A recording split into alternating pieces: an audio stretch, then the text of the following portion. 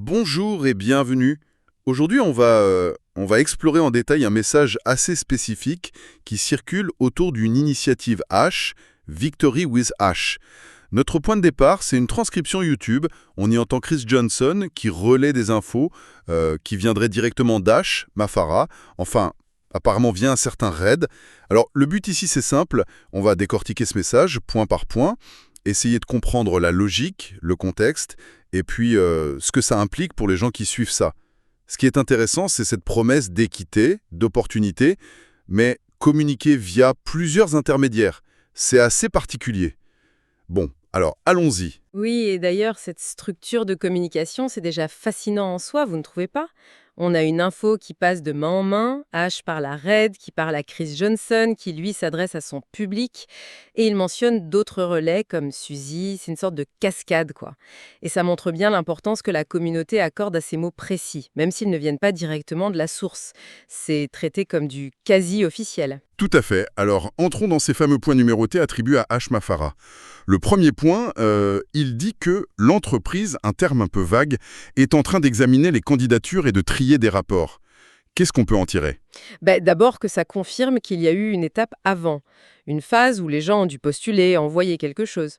Ce n'est pas une porte ouverte à tout le monde dès le départ, il y a un premier filtre basé sur ces candidatures. D'accord, donc un processus déjà en cours. Exactement, un processus basé sur une action préalable des intéressés. Même si on ne sait pas quels sont les critères de ce tri, ça structure déjà l'accès. Logique. Le point 2 enchaîne là-dessus. Une fois que les Priority Placement Positions, les positions prioritaires sont décidées, il y aura des mises à jour via l'écosystème. Ce mot revient souvent, écosystème. Oui, l'écosystème, c'est clairement un élément clé. Même si ce n'est pas défini précisément ici, ça semble désigner une plateforme en ligne, quelque chose de centralisé. Probablement l'endroit où on gérera son statut, ses accès, peut-être même les activités futures. Chris Johnson parle de OAS un peu plus tard. Ça semble confirmer cette idée d'une plateforme spécifique. OS. D'accord. Sa fonction exacte reste à voir, mais son rôle central est annoncé. C'est le QG numérique, si on veut. Et ces positions prioritaires, comment on peut interpréter ça même sans connaître les critères exacts? Ça suggère quoi? Ça suggère un avantage, probablement. Un avantage de départ dans le système Victory with H, peut-être en termes de visibilité ou de potentiel de gain, ou d'accès anticipé à certaines choses. C'est une forme de hiérarchie initiale, justifiée par la candidature. L'impact réel, on verra bien comment le système fonctionnera. D'accord.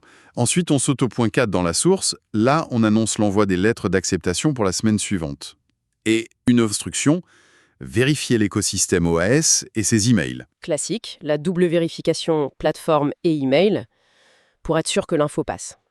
Ça confirme aussi le rôle central de l'OAS, et ça donne un côté très formel à cette acceptation. Le point 5, c'est la suite logique. Dans ces emails d'acceptation, il y aura un lien unique pour s'inscrire à Victory with H, le fameux sésame. Le lien unique, oui, c'est standard pour contrôler qui entre et pour pouvoir suivre chaque inscription individuellement. C'est une gestion des flux, en quelque sorte. Et puis le point 7. Et là, Chris Johnson dit que ça devient vraiment intéressant.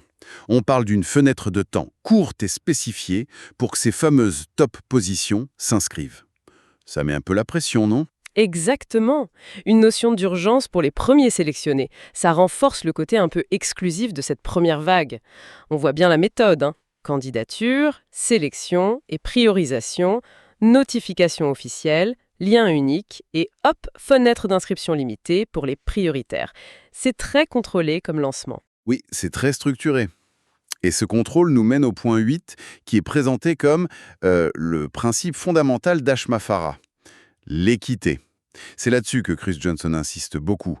Même les gens acceptés, même inscrits via leur lien, ne pourront pas activer leur lien de parrainage tout de suite. Ah, ça c'est un point capital. Il y a une séparation nette entre avoir accès à la plateforme et pouvoir commencer l'activité de réseau, de parrainage.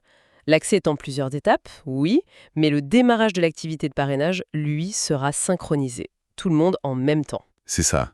Chris Johnson répète « H veut être juste. To be fair, personne ne pourra commencer à parrainer avant un signal commun, un go pour tout le monde. » L'idée affichée, c'est d'éviter que les premiers inscrits aient une longueur d'avance pour construire leur réseau. C'est présenté comme une garantie d'égalité des chances, au moins au démarrage de cette phase-là. C'est ça.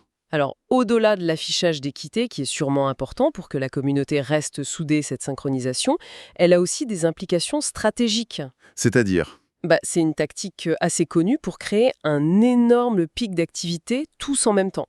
Imaginez, tout le monde sur la ligne de départ au même moment. Ça peut créer une émulation folle, un sentiment d'urgence partagée, et ça maximise la vitesse des premières actions dès que le signal est donné. Donc c'est une volonté d'équité, mais peut-être aussi une astuce pour créer un gros boom d'activité. C'est une lecture possible, oui. L'équité au départ est là, c'est vrai. Mais ça peut aussi servir à concentrer toute l'énergie sur un moment précis, pour créer un élan plus fort qu'un démarrage au compte-gouttes. Ça gère aussi les attentes. S'inscrire, c'est bien, mais il faut attendre le signal. Le défi, après, ce sera de gérer cette ruée. Même si tout le monde part en même temps, qui comprendra le plus vite les règles du jeu? Qui sera le plus efficace? Bonne remarque, ça nuance pas mal. Mais alors, quid de ceux qui n'ont pas postulé ou qui ne sont pas dans cette première vague prioritaire? Le point neuf et les commentaires de Chris Johnson parlent d'eux. Oui, là on voit se dessiner la deuxième voie d'accès, moins basée sur la sélection, plus sur la cooptation. C'est ça. Le message dit qu'une fois les inscriptions prioritaires finies, il y aura une notification générale. Et là, chacun pourra chercher ses leaders préférés pour rejoindre le cercle. Chris Johnson précise bien, même si on n'a pas rempli les formulaires au début, on pourra rejoindre plus tard. Et comment on rentre pour cette deuxième vague? Apparemment, c'est un choix personnel. Il faudra choisir un leader, un sponsor, et obtenir de cette personne un lien d'invitation. On insiste beaucoup sur la liberté de choix. Suivez votre leader, c'est votre choix. Et l'idée répétée, c'est que personne ne sera laissé pour compte, tout le monde pourra entrer, mais via le réseau qui se sera formé. Donc on a bien une structure en deux temps très nette. 1. Accès prioritaire, sélectif, basé sur les candidatures avec peut-être des avantages. 2. Accès généralisé, plus tard, ouvert à tous, mais il faut une invitation d'un membre déjà là. Voilà. C'est une structure qui permet de récompenser les premiers engagés tout en assurant une croissance potentiellement virale après, via le parrainage. C'est assez classique dans ce genre de modèle. D'ailleurs, Chris Johnson donne un conseil pour choisir ce leader. Trouvez quelqu'un de confiance, quelqu'un qui va travailler, qui suivra les futures formations d'Agila. Il insiste sur l'importance de bien choisir son cercle. Tout à fait. Et ça donne déjà une couleur à la dynamique de réseau qu'ils imaginent. Dans un système qui semble basé sur le développement de réseau, choisir le bon parrain, le bon leader, ça peut vraiment changer la donne pour celui qui arrive. Ça souligne l'importance des relations et de l'esprit d'équipe supposé. C'est un élément clé. Oui. De la communication et peut-être de la gestion du projet. L'info opérationnelle cruciale, le comment ça marche vraiment, les détails du business, est centralisé. C'est Mafara qui détient tout ça. Et ça sera distillé petit à petit, avec des formations promises. Et qu'est-ce que ça implique, cette rétention d'informations? Plusieurs choses. D'abord, ça maintient toute l'attention sur Mafara. C'est la seule source de vérité, de stratégie. Ensuite, ça crée une dépendance. Pour avancer, il faudra écouter les prochaines révélations. C'est un levier fort pour garder les gens engagés et pour contrôler le rythme. L'annonce de formation future, c'est à la fois une promesse de valeur, on va vous apprendre, et un moyen de garder l'audience captive. Et Chris Johnson, il a l'air particulièrement emballé par un aspect de ce futur modèle pour ceux qui rejoindront par invitation. La possibilité d'explorer l'opportunité sans rien payer au début. Oui, il parle de ça. L'idée que les invités pourraient utiliser leurs liens pour aller voir, pour comprendre comment ça marche, apprendre le business, avant de devoir s'engager peut-être financièrement. Une sorte de freemium ou essayer avant d'acheter. Il dit « J'adore ça, pouvoir inviter quelqu'un à découvrir sans que ça lui coûte quoi que ce soit. It doesn't cost him nothing. » Stratégiquement, c'est très habile. Ça fait tomber beaucoup de barrières à l'entrée. Psychologique, financière, si l'aperçu est convaincant, ça peut permettre une adoption très rapide et une croissance énorme quand la phase d'invitation sera ouverte. C'est un outil de recrutement potentiellement très puissant pour les membres. Parlons un peu de la communication elle-même.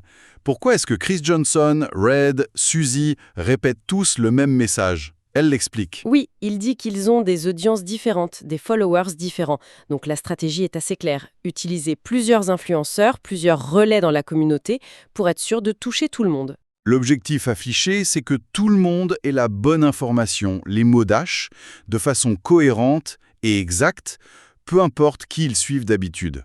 C'est une communication qui est décentralisée dans sa diffusion, plusieurs personnes parlent, mais centralisée et coordonnée dans son contenu.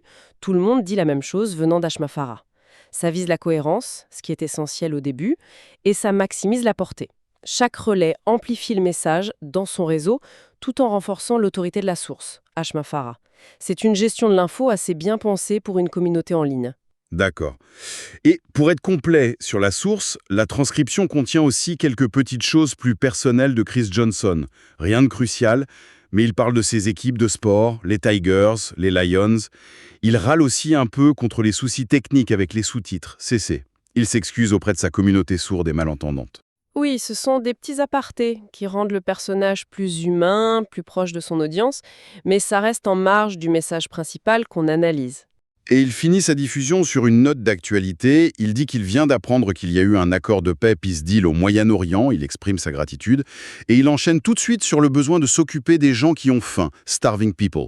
Il cite Gaza, d'autres régions, en disant qu'on leur a refusé de l'aide, denied help. Alors, précisons bien, comme on le fait toujours, on rapporte cette déclaration finale telle qu'elle. On ne l'analyse pas plus que ça, on ne prend pas position sur le contenu politique ou humanitaire. C'est juste la façon dont le locuteur a choisi de conclure cette diffusion-là. Bon, après tout ce tour d'horizon, comment on pourrait résumer les points importants de ce message sur Victory with Ash? Alors, plusieurs choses ressortent clairement. Premièrement, un plan de lancement très structuré, par étapes, avec des phases claires, des délais pour la première vague, c'est très organisé. Deuxièmement, l'accent mis sur l'équité. Très fort. Surtout avec cette histoire d'activation synchronisée des liens de parrainage. C'est présenté comme un point clé, moral et stratégique. Troisièmement, la structure d'accès en 2 temps, prioritaire et sélectif au début, puis plus large par cooptation. Ça gère à la fois un sentiment d'exclusivité et potentiel de croissance. Quatrièmement, cette promesse centrale de formation, de guidance à venir d'Hashmafara. C'est présenté comme essentiel, vu qu'on ne sait pas encore grand-chose des détails concrets. C'est la clé pour comprendre la suite. Et enfin, cinquièmement, la stratégie de communication bien pensée, avec plusieurs relais pour diffuser l'info officielle de manière large, cohérente et contrôlée dans la communauté. Tout ça dessine le portrait d'un lancement très orchestré, oui, avec une communication très descendante, une figure centrale, Hashmafara, qui sait tout, et des mécanismes pour gérer l'engagement, l'équité perçue et la croissance future. Et peut-être pour finir, une petite question pour la réflexion, en restant bien sur ce qu'on a vu dans la source. Si on prend au sérieux cet engagement pour l'équité, avec le démarrage synchronisé du parrainage, quelle pourrait être la dynamique principale ou peut-être le plus gros défi pour les participants une fois que ce go général sera donné? Au-delà de l'égalité formelle sur la ligne de départ, qu'est-ce qui va vraiment faire la différence ensuite? C'est une excellente question pour ouvrir la réflexion. Et c'est sur cette interrogation qu'on va conclure notre exploration du jour sur ce message d'Hashmafara concernant Victory with Ash, tel qu'il nous a été présenté. Merci d'avoir participé à cette analyse.